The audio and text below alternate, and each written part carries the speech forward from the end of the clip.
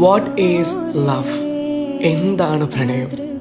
ഞാൻ പറയും, ഒരാൾ കാരണം നമ്മളായിട്ട് ജീവിക്കുന്നുണ്ടെങ്കിൽ, തളർന്നു പോകുമ്പോൾ തുണയായി നിന്നിട്ടുണ്ടെങ്കിൽ, ഒറ്റപ്പെടുമ്പോൾ കൂടെയുണ്ടെങ്കിൽ, കുറ്റപ്പെടുത്തലുകളും ഒറ്റപ്പെടുത്തലുകളും വരുമ്പോൾ തണലായി നിന്നിട്ടുണ്ടെങ്കിൽ, ദാറ്റ് ഈസ് റിയൽ ലവ്.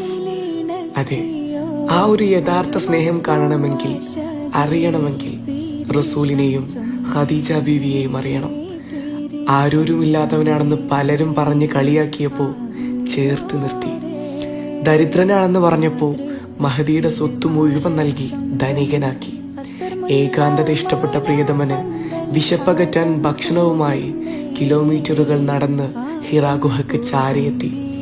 കുറ്റപ്പെടുത്തലുകളും കളിയാക്കലുകളും വന്നപ്പോൾ താങ്ങായി നിന്നു, തണലായി നിന്നു, റസൂലിനെ വിശ്വസിച്ചു, കൂടെ നിന്നു, തളർന്നില്ല, വിട്ടുപോയതുമില്ല.